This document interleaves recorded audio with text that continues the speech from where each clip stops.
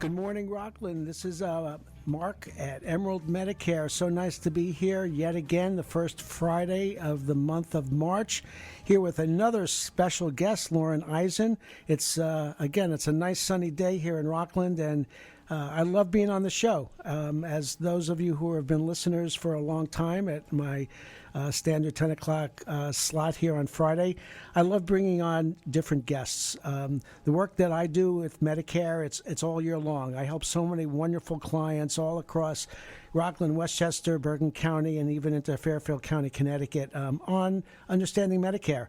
But today isn't about me. Today is about Lauren. Hello, Lauren. Hi, nice to be here. Nice to have you here. It's I've known you for a long time. We have boys that are of similar age, don't we? Absolutely, yes. So that goes back a number of years since mine's 19. How old are your kids? Yes, I have a 19-year-old and also got 21. All right. So you've been in and out of Rockland for a number of years. You actually used to live not too far from where I still live. But you've been here. You're where you're from, and how did you get back here? So I really grew up in California. I'm a California girl. I lived there until I was about 16, and then my family, we moved to New Jersey. And I loved the New York area. I went to college and law school in New York and met my husband when he was in residency, and he got a call and said, I have a job interview in Yick, New York. And I said, what the heck? That sounds like a terrible place. And we realized it was Nyack. And I went with him to the interview, and I fell in love with Nyack right away. And I was hoping he got the job, and he did. And so we moved out to Nyack in about 1995. And we mostly have been in the Nyack area, except for a few years where he made me live in Florida for 4 years, kind of a sabbatical or a vacation. And then we did come back more than 10 years ago, right back to Nyack, where my kids went to high school, love the community. And now that I am sadly an empty nester, we have ventured a little bit south. We are in Piermont now. Okay, just slightly south. Slightly south.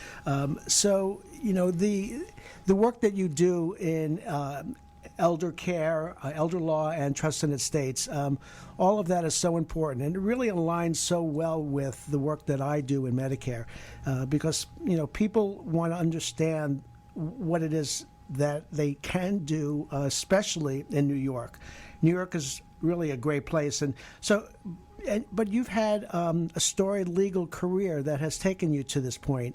You've worked for some very large companies, and now you are a partner in a firm in Rockland, correct? Yes, local firm. I did start my career at a very, very large New York City firm, and I actually was in-house for many years at Reader's Digest as well, just over the river, and I focused a lot in different areas, but that's where I became interested in charitable giving a little bit. And moved to Florida. That was, like I said, a little vacation. I didn't have my law license there, so I actually opened a small business, a yoga studio. But I was itching. I missed the law. My friends thought I was crazy. They're like, you're living the dream. You're in Florida, and you're not practicing. But I really missed law. And when we moved back to Nyack, I really wanted to work in the community that I loved. I had never worked in Nyack, even though I had lived here. And I wanted to find something that I could do that could help people. I wanted to be a lawyer that people actually wanted to call, not one of the lawyers you call when you're in trouble. And so I started in the trust and estates area, which is, you know, helping people to make sure they have the basic building blocks to protect themselves while they're living. So if you get in an accident, you want to make sure you have a power of attorney, a health care document, and of course, a will or a trust for when you're gone. And I was doing that, and I really enjoyed that. And then a couple years later, I was at the New York Bar Association annual meeting. I remember it very well, at the Hilton in Midtown, and I ran into an old friend in the ladies' room, and she said, "What are you doing?" And This is a great story. I said, "Oh, I'm doing, you know, trust and estates." And she says, "Do you do elder law?" And I said, "No, I don't want to do elder law. That's cheating. That's hiding your money from the government. It's not for. It's very few people can qualify. I don't want to get involved with that." And she said, "You don't know what you're talking about. It's great options for different people to help them get through a difficult time. It's for everybody. You can save people so much money and help them get the care they need. You have to have a big heart and a big brain, because you have to be able to manipulate everything and go through and really guide people through a difficult process, but you have to be compassionate. She goes, I'm telling you, you were made to do this. So I took her information that she gave me in the ladies' room, and I said, okay, I'm going to look into this. And I read, I went to a lot of seminars, I worked with her, and lo and behold, I always say I've gone over to the dark side. I'm all in on elder law. I think no one should be paying privately for care. I think it's sad that people work so hard their whole life, and then they have to pay so much money on their care, they can't leave anything for their kids or for their spouse. And there's great, New York, like you said, has amazing programs. We pay such high taxes here, but the benefit is we have great programs, and I'm really excited when I get to make someone feel better and relieve them that, yes, you can get some care for your mom, and you don't have to sell her house to do so. So, that's a great story on how you got connected to a whole new area of law through a person that you knew and who inspired you to do the research to sort of expand your horizons quite a bit. And clearly the work that I do as well is it's about compassion for the people. It's about knowing enough and a lot to be able to guide them, and because every circumstance is a little bit different. Just before we actually get a little bit more detail, I just want to reflect on the fact that I have had some wonderful conversations with your dad in Arizona, who is a huge sports fan, wrote a book about baseball.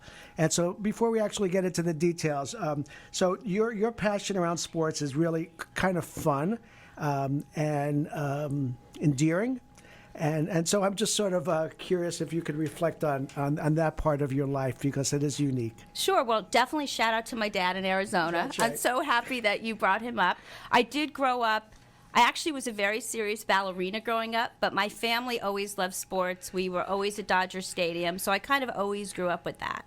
I am now a huge, crazy, I'm going to say football fan, but in this country we call it soccer. Both my boys play travel soccer. I love soccer. I watch all the English league. I watch the German league, you name it. I love soccer. Sports, I think, is great, especially during times where the world, there's a lot going on. You're depressed, you're sad. There are things going on that are awful right now. And when I am watching a sporting event, that I'm in the moment, I'm not thinking about anything else, and I am all in, and I love it. And I thank my dad for handing me down that passion for sports. So he sent me a copy of the book, and the unique part of the book, and I've never seen it, is that half of the book, you have to turn the book around in order to get it started. So the book doesn't read normally. It's like you have to turn the book around and it starts differently from the back. Have you seen that book? Yes. Yes, okay. So again, I've never seen that, and it was fascinating. People look at Medicaid, and you mentioned it earlier, about hiding assets from the government, but that's not really what it is. It's about protecting assets. So, again, the people who are listening to this show are of all kinds of people, and their situation's different, but how would you sort of describe the work that you do that sort of supports the people in home care, assisted living, or nursing homes in the state of New York? Sure, I'm happy to talk about that. So, most of us are going to need some type of long-term care. Like 70% of us are going to need some type of long-term care. Of course, we'd rather be in the house, right? Aging in place is so much better. So people pay for aides in their house. And aides are great, and they're important, and they are amazing, but they're expensive, right? So it could be $25 an hour to pay for someone. So you can be paying thousands of dollars a month, $10,000 a month easily for care, and this can go on for years and years and years. So New York has a really great home care program where Medicaid will pay for hours of care in your house. And even though it's Medicaid, this is not Medicaid for low-income people. There is Medicaid for low-income people who are under 65 and need that for their health care. This is for long-term care that's not unfortunately covered by Medicare, because Medicare is great, but they don't cover long-term care. It's not chronic. Right. They cover rehabilitation, but not long-term. So you can get hours of care in your house. You can use any aid you want. You don't have to use a Medicaid licensed agency. You can use any aid that you want. And whatever hours of care that they provide you is completely free. So even if you maybe don't get as many hours as you think you need, whatever you get is free and makes your money last longer, and also makes it so you can leave more for your family eventually. So it's a great program in New York. This is for home care. This is for home care. And some people have heard of something called the look back, which is known as the 5-year look back, where when you apply for certain benefits in New York, they look at what you did for 5 years before. You can spend your money on anything you want. You can go to Florence, Italy, you can buy a Tesla, they don't care. What do you mean what you did? Whatever you spend your money on. Okay. So when I do a Medicaid application for someone for a nursing home, we submit 5 years of monthly records, and they're looking to see not what you spent your money on. We're in a free country, spend your money on anything. They're looking to see, did you gift money out to your kids or to a special kind of trust that lawyers like me do to protect your assets so you will qualify. But home care Medicaid currently has no look back at all. And it's been like that for a long time. There is a new law that's pending. We're not sure what's going to happen with that. A lot of things going on. But the good news is still today, and for all these years I've been doing this, doesn't matter how much you have, because we can do things, put your house in an irrevocable trust, gift money out to a trust or to your children, and the next month, even if you had $5 million, the next month you are financially eligible to apply for home care Medicaid in your house. It sounds complicated. It sounds risky, but it also sounds like they really need to be guided. How do you go about having these conversations with people to guide them, to help them through this process where they might have many misconceptions about how this all works? Right. So I always offer a free consultation. I say it's 30 minutes. And my staff will yell at me because I always go over 30 minutes because it is complicated. And I want to explain things slowly, and I also want to tailor it to this specific people's situation, because everyone is different. Everyone has different family dynamics. They have different assets. They have different goals. So I usually do about a 45-minute free introductory call where, depending on where they are in the process and their age and their concerns, I kind of go over everything. I worked at Reader's Digest. I do the Reader's Digest version where I try to give them, general and answer questions. And that's just the initial start. And I'm always answering questions. I'm always encouraging people to ask me questions. I try to do everything at a flat rate or a cap so people know. So no matter how many questions they ask me, even if they ask me the same question 3 times, it's all included. They know that. And it is complicated, and there's a lot of hand-holding, and you can make a mistake easily. So I want people to feel that they can always call on me before they do something so I can guide them the right way. So, Lauren, there are 2 parts of your practice from what I understand. There's the trust and estate component, and there's the elder law.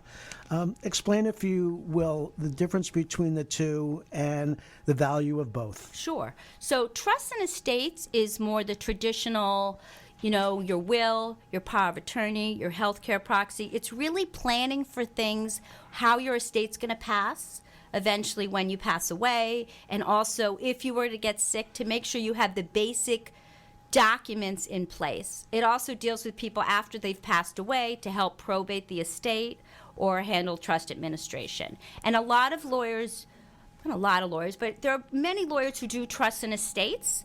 It is a specialty, but then within that specialty is elder law. And elder law is really a unique kind of niche area. I hope, as you can tell, it's pretty complicated. There's a lot of things going on, and you want to make sure you keep in mind all the moving parts and have someone who can really guide you through that. So elder law really works on protecting people's assets in case they need long-term care, and helping people to actually apply and get the care that they need if or when they need it. So I do, in terms of elder law, I do a lot of planning for people in case they need care, but then I also get emergency calls all the time from someone, oh my God, My mom was in rehabilitation, and now they said the rehab is over and she can't go home, it's not safe, and now she has to go to the nursing home, and oh my God, it's $400 a day and we haven't done any planning, what do we do? So it's also helping people in a crisis situation to make sure we can get them what they need and still protect as much as we can at that point as well. I'll ask you again, but how do people get a hold of you, Lauren? Well, they can call my office, 845-359-5400. I have amazing staff, not on purpose, but they are all women right now at this point, and I have a great team. My clients love them, and they will be the introduction, and then they will make a set time for me to speak with the individual. I do conference calls with families, because a lot of times this is a family issue. Sometimes it's the adult kids who are the first people who call me to help with the parents. So it can be joint, it can be the dreaded Zoom that we're all sick of, but yes, I could do a Zoom. And also people email, they can find me through my website, but phone call is the easiest usually. And the name of the firm? Rogers, Habis, and Eisen. That's Eisen, E-I-S-E-N. Yes, thank you. So I can tell, and again, I know your energy, and whether it be sports or elder law or trust and estates, you are passionate in everything you do, and it seems to really fulfill you to be able to provide this kind of value to your clients. And one of the things you said earlier, and I want to go back to, is people have paid taxes all their lives, right? And so your contention, your statement to me is they deserve this, they've earned this. I don't know if it's a contention. I think that the cost of care is so ridiculously high. Right. I mean, I don't know if people really know. It's the minimum amount in a nursing home for 1 year is $150,000, and the average stay in a nursing home, people are shocked by this, is 3 years. Right. So it's a lot of money. So until the medical area care gets fixed, the prices, and I don't think that's going to happen in my lifetime. You have to be able to pay for people and have them have nice, decent care. And why, when they've worked so hard their whole life and they've supported their community and they've paid their taxes, do they have to spend their last penny on their care so that their poor spouse is terrified, how am I going to survive now, or their kids have nothing. So I feel extremely passionate about this. And I also know, like from my clients, I have a lot of married couples, and unfortunately, it seems in my little world, it's the men who need the care first. Sorry to say that. And you have wives who are in their 80s who are trying to take care of their husbands by themselves, because that's your job. And they don't think they can get help. And when I tell them, we can get you, I have a client just called me yesterday. She's 8 hours of care a day now. That's not paid for. That's paid. She's not paying for. It's free. She gets a break, even if she doesn't have others. She's crying on the phone that she's so happy. So how can I not feel that it's a good, that it's a good thing? And it's just very heartwarming to be a lawyer and feel like you're doing something really helping people, and people are so appreciative. I feel lucky that I found this. It definitely suits me. So Mark Brownstein here with Emerald Medicare with this exceptional guest, Lauren Eisen, who really understands the world of trust and estates and elder law, really has a passion for people, is involved and speaks occasionally at the Alzheimer's Association, Juanio. I know that you love to educate people. I love to educate people. It is what people need to understand about the world that you're in. I know that you're a supporter of Meals on Wheels. There are so many different ways in which people need to get educated. People who understand that they are not quite set yet. They're probably afraid to find out what they don't know. So what are some of the misconceptions that might be out there on what people are confused about that need to sort of set them straight? Well, I think, we've talked about some of them, but definitely the saddest call that I get is when someone calls me and says, okay, we spent down all my mom's money. Can you now help us apply for Medicaid? You don't have to do that. Even if you haven't done a plan, even if you haven't done a 5-year plan, I could still protect half your assets, even if you've done nothing. So no one should ever feel like they have to spend their last penny on care. That's a big thing. Power of attorney, super, super, super important document. People don't even understand. Forget elder law. your husband's in a car accident and he's sick, the wife, his retirement account, they're not going to talk to you if you don't have a correct power of attorney. And the power of attorney is what I use to transfer assets, do things, get people on care, protect assets. And if you don't have the right power of attorney, one that's drafted by an elder law attorney, doesn't have to be me, any elder law attorney that has all the bells and whistles, you're in such a better position. Because with that tool, I can do anything. If you don't have that, I can still help you, but then we have to go into guardianship court. So power of attorney, and also knowing that there's options. There's options for everyone. No matter what you're going through, there's always something in the elder law area, in the Medicaid area that we can do to help. And one thing we didn't talk about, sorry. I also work in New Jersey because, Rockland and Bergen, we're so close. And elder law in New Jersey is completely different than New York. It's so different. So people actually, when you're thinking about, am I moving, once you're selling the big house and you're thinking the next phase, are you moving to New Jersey? Are you moving to New York? What are you doing? It actually can really make a big impact on your future and your long-term care, depending what state you choose. So it's actually a really good time to talk to someone before, as opposed to finding out later that, oh my God, I live in New Jersey and now my retirement account is an asset. Whereas in New York, it's not an asset for Medicaid. So for Medicare, I'm always dealing with the difference of laws between New York and New Jersey. New York has no underwriting, no pre-existing conditions. New Jersey does. If one starts out with an Advantage plan in New Jersey, any carrier will ask you health questions. They can be declined. Happens all the time. In New York, it's more expensive, Medicare, but you can get without any health questions. So it's a huge difference. And so when people are deciding where to put their folks or whoever it is into a assisted facility, a nursing home, where they have lived and where they may live across the border does make a difference. Yeah, I didn't know that. Yeah, that's huge. I mean, home care in New Jersey is not nearly Right. as good as in New York. Right. So that's just one little example. And the retirement account, your retirement account under current New York law does not count as a resource or an asset when you're applying for Medicaid. It does in New Jersey. So if your mom has a giant retirement account and you're thinking between going to the daughter in Bergen or the son in Rockland, maybe you want to go to Rockland, depending, as an example. So what do you see in terms of law changes or things that are pending that will affect the average consumer out there trying to navigate through all of these challenges in both the trust, their state, their elder scenarios? I think the biggest thing right now is a possible change to the New York home care Medicaid law. There may soon be a look back. Eventually, there might be a 2.5-year look back that they're going to put into place for home care. So like the 5-year look back for nursing home. But that law, it keeps being pushed when it's going to be implemented. The earliest now we're hearing is July, could be later. So for anyone who is paying for care now or thinks they need care, it's a great window to apply before July, because for sure we can protect everything because there's no look back. I don't know. I don't have a crystal ball. I don't know what's going to happen in the future.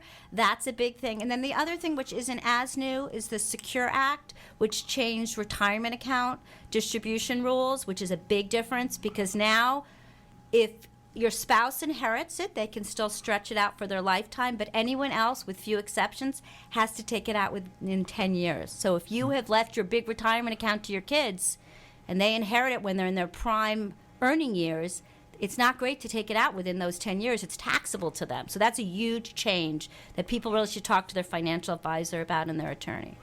So one last question as we wrap up what was a fast-moving conversation is people sometimes have long-term care insurance. And so how does it work together with what it is that you can help them with? Sure. I think long-term care insurance is excellent. But often it doesn't cover everything. It usually has a finite amount of money, or it might have a limit on how much they're going to pay per day to a nursing home or to an aide. So I work with clients all the time, and we will do planning in conjunction with the long-term care insurance. Another great thing is some people have long-term care insurance that's going to last for 5 years. There's a 5-year look back, so it's perfect. You start using your long-term care, and at that time you start planning. So in case after 5 years you still need care, your assets are protected. So, there are the activities of daily living, and there's the cognitive side. Both of us are pretty connected to the Alzheimer's Association.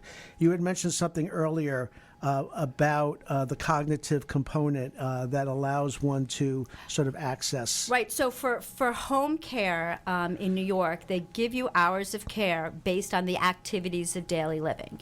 And it is whether you need physical help with those activities or if you need prompting. So physically, you might be completely fine, but if you have dementia, you might not remember to do things or do things correctly, like hygiene, like eating, those kind of things. And so if you need prompting, they will also award hours of care based on that. Well, thank you, Lauren. You are exceptional. You are passionate. You are great to have on the air with me. Mark Brownstein with Emerald Medicare. My phone number is 845-358-1220. We, like Lauren, love helping people all the time. Our services are no cost. And we are proud to say that, but we do get compensated by the insurance company when we help. We're happy to help.